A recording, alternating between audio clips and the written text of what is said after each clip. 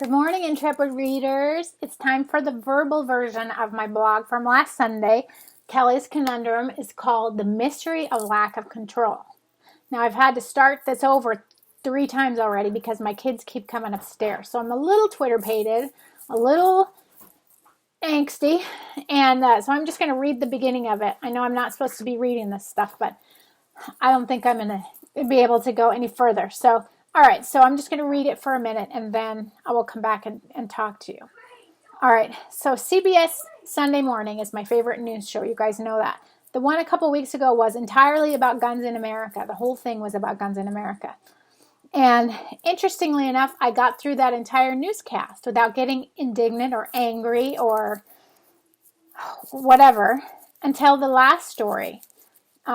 About guns in Australia, and then I got all of those feelings: indignant and anger and heartbreak. So anyway, I liked this story because I felt like everyone is complaining about bias in the media. Everyone says, oh, you can't watch that station or that station because they're all so biased towards whatever their political agenda is. And I felt like this story did a good job of presenting everything. Okay, so they talked about gun history and the history of guns in our country and the gun culture in different states. Like in Wyoming was one of the focus places, and they have people learn about guns super early in Wyoming. In Colorado, where I grew up, same thing. And they learn how to respect guns. They learn that guns are not toys, and they talked about that story. It was really well done. Then they talked about the tragic side of guns, which is the mass shootings and all little kids. There was a story about a brother who had killed his sister accidentally 20 or 30 years ago. And the brothers, what that effect has had on him and his whole entire family. So anyway, the last story is about guns in Australia. Now, in Australia, gun laws are much more restrictive than they are here. And that's because of a mass shooting that happened there in Tasmania in 1996. There were 35 people killed in this mass shooting, and Australians reacted strongly to that and started this gun control. And so this is what happens.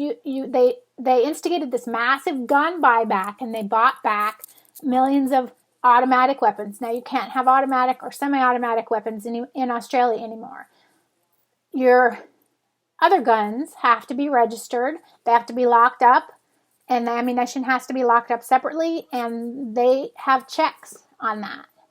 So the story ended with a focus on this vineyard owner who has a lot of guns. He collects guns. He's a gun collector. He uses guns for everything that Americans use guns for: personal protection and collecting and sport, anything. All right, but he loves the restrictive laws in Australia because there has been significant changes in what has happened. Like the murder rate has gone down, the murder rate's gone down by guns has gone down like 50%. The suicide rate's gone down by 80%. Some significant numbers. Now, I understand that different countries have restrictive gun laws and don't have those same significant numbers. I get that, but I thought this was interesting because Australia is similar to America, and they kind of come from a Wild West culture as well. They have a similar background in terms of gun history that we do. And the vineyard owner loves the law, says he can't imagine it being anywhere any other way, and would be upset if it got less restrictive. So I thought that was very interesting.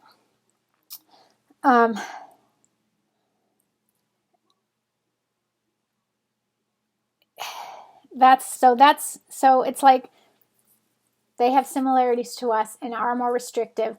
And I'm looking at where we are now, and all the ridiculousness with the mass shootings and the gun violence that's going on, we're dealing with racial tension and all of this stuff that's going on, and Why can't we do this? Why can't we do something about mass shootings? That's what I said. I said it's BS. As a teacher, I lived in Colorado and was teaching when the Columbine shootings happened. I can't remember what year that was, 99?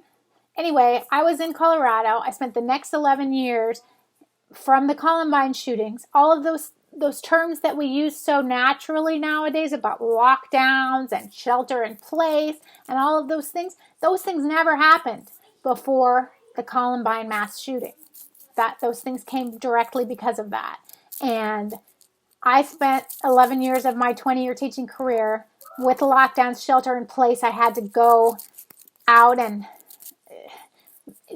I had to go, because my door didn't lock from both sides, I had to go out and lock it at the beginning of a lockdown, which of course could put me in a lot of danger.